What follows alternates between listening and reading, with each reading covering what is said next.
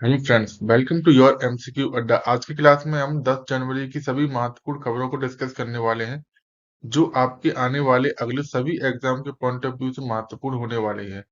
तो इस सेशन को बड़ी ध्यान से देखिएगा। तो ये रहा आज का पहला क्वेश्चन। हाल ही में भारतीय महिलाओं के लिए सर्वोत्तम शहर के रूप में किसने शीर्ष स्थान प्राप्त किया है? तो यह प्राप्त किया है चेन्नई ने। इसकी डिटेल देखते हैं।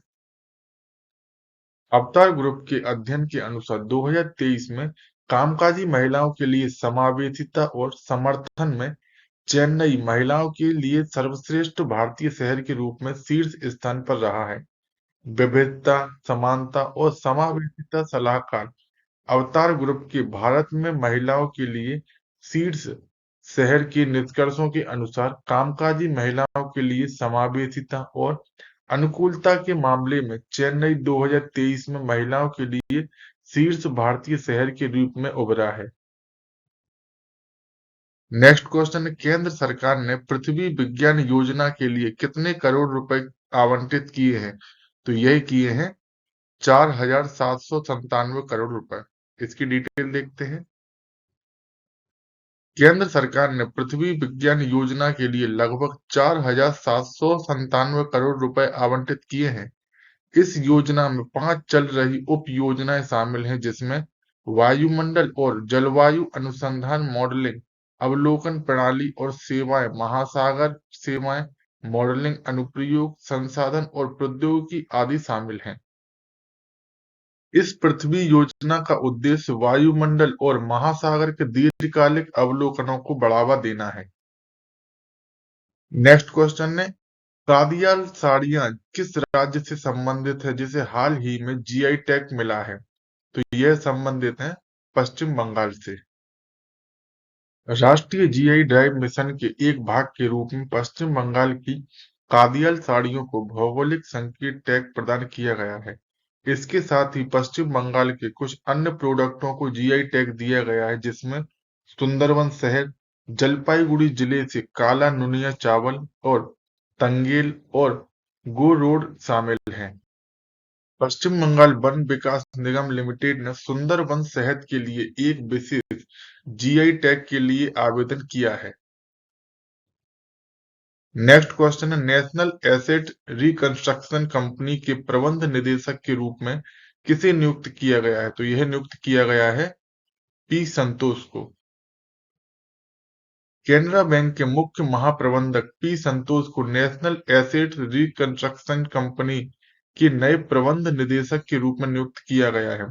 उन्होंने नटराजन सुंदर का स्थान लिया है, जिन्होंने हाल ही में पद से इस्तीफा दे दिया था। केनरा बैंक 10% से अधिक हिस्सेदारी के साथ एनएआरसीएल का प्रायोजक बैंक है। सार्वजनिक क्षेत्र के बैंक एनएआरसीएल के प्रमुख शेयरधारक हैं। एनआरएसीएल एक सरकारी यूनिट है जिसकी स्थापना साल 2021 में की गई थी। नेक्स्ट क्वेश्चन है, प्रवासी भारतीय दिवस प्रतिवर्ष किस तिथि को मनाया जाता है? तो यह मनाया जाता है 9 जनवरी को। हर साल 9 जनवरी को प्रवासी भारतीय दिवस मनाया जाता है। प्रवासी भारतीय दिवस पर विभिन्न प्रकार के सम्मेलनों का आयोजन किया जाता है। प्रवासी भारतीय दिवस या एनआरआई दिवस राष्ट्रपिता महात्मा गांधी के भारत वापसी की याद में प्रत्येक वर्ष मनाया जाने वाला दिवस है। 9 जनवरी 1915 को गांधी जी दक्षिण अफ्रीका से भारत लौटे थे।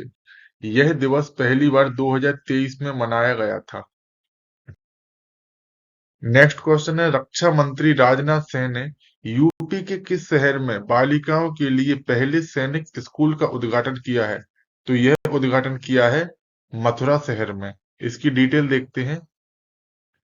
रक्षा मंत्री राजनाथ सिंह उत्तर प्रदेश में मथुरा के वृंदावन में बालिकाओं के लिए पहले सैनिक स्कूल संविद गुरुकुलम सैनिक स्कूल का उद्घाटन किया।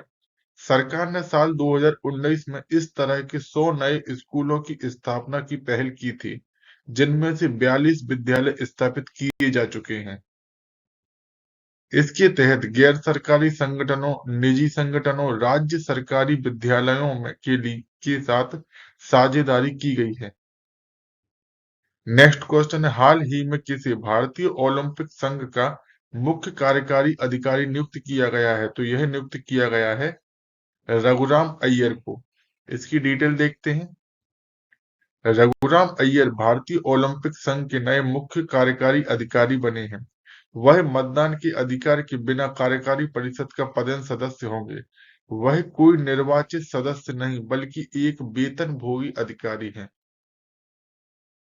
सुप्रीम कोर्ट द्वारा गठित पैनल द्वारा तैयार किए गए नए नियम के अनुसार आईएओ को एक सीईओ नियुक्त करना होगा जो पूर्ववर्ती महासचिव के कार्यों को करेगा। भारतीय ओलंपिक संघ भारत में ओलंपिक आंदोलन और राष्ट्रमंडल खेलों के लिए शासी निकाय है। यह ओलंपिक के भारत का प्रतिनिधित्व करने के लिए एथलीटों का चयन करने के लिए जिम्मेवार है। नेक्स्ट क्वेश्चन है, हाल ही में किस देश ने आधिकारिक तौर पर हिम तेंदुए को राष्ट्रीय प्रतीक घोषित किया है? तो यह प्रतीक घोषित किया है किर्गिस्तान ने। इसकी डिटेल देखते हैं। किर्गिस्तान ने आधिकारिक तौर पर हिम तेंदुआ को अपना राष्ट्रीय प्रतीक घोषित किया है। किर्गिज गणराज्य का कहना है कि हिम तेंदुआ न केवल प्राकृतिक संपदा और सांस्कृतिक समृद्धि का प्रतीक है बल्कि पर्वतीय पारिस्थितिकी तंत्र की स्थिरता और स्वास्थ्य का संकेतक भी है। किर्गिस्तान सरकार की कैबिनेट एक लोगो विकसित करेगी, विभिन्न स्तरों पर प्रतीक के उपयोग का पता लगाएगी और इसकी वैचारिक सामग्री को परिभाषित करेगी। हिम तेंदुए को पैंथेरा के नाम से भी जाना जाता है। यह महानतम बड़प्पन, साहस, बहादुरी और लचीलेपन का प्रतिनिधित्व करता है। हिम तेंदुआ अफगानिस्तान, भूटान, चीन, भारत, कजाकिस्तान, किर्गिज गणराज्य, मंगोलिया, नेपाल, पाकिस्तान, रूस, तजाकिस्तान और उज्बेकिस्तान सहित एशिया के लगभग 12 देशों में पाया जाता है। नेक्स्ट क्वेश्चन, हाल ही में किसे सेबी के कार्यकारी निर्देशक नियुक्त किया गया है? तो यह नियुक्त किया गया है जी राम मोहन राव को। जी राम मोहन राव को 3 साल की अवधि के लिए कार्यकारी निर्देशक के रूप में नियुक्त किया गया है। वह आंतरिक निरीक्षण विभाग और जांच विभाग संभालेंगे। उन्होंने सेबी के साथ 25 वर्षों तक काम किया है। इस अवधि के दौरान उन्होंने निरीक्षण, मुकदमेबाजी, वसूली, निवेशक जागरूकता, शिकायत निवारण आदि जैसे विभिन्न विभागों का पर्यवेक्षण भी किया है। इस नियुक्ति से पहले वह सेबी के पूर्व क्षेत्रीय कार्यालय के क्षेत्रीय निदेशक थे। आज की क्लास का अंतिम क्वेश्चन रहने वाला है, हाल ही में कितने भारतीय शहरों को इंटरनेशनल वेटलैंड सिटी टैग के लिए नामांकित किया गया है? तो इन शहर की संख्या है 3। इसकी डिटेल देखें। भारत ने वेटलैंड पर रामसर कन्वेंशन के तहत अंतरराष्ट्रीय वेटलैंड शहरों के रूप में मान्यता के लिए 3 नामांकन प्रस्तुत किए हैं। इसमें इंदौर, भोपाल और उदयपुर शामिल हैं। ये पहले 3 भारतीय शहर हैं जिनके लिए वेटलैंड सिटी मान्यता के लिए नामांकन जमा किए गए हैं। नामांकन नगरपालिकाओं के सहयोग से राज्य आर्द्र भूमि प्राधिकरणों से प्राप्त प्रस्तावों के आधार पर प्रस्तुत किए गए हैं। वर्ष 2015 में आयोजित कॉप 12 के दौरान रामसर कन्वेंशन ने एक स्वैच्छिक वेटलैंड सिटी प्रत्यायन प्रणाली को मंजूरी दी थी।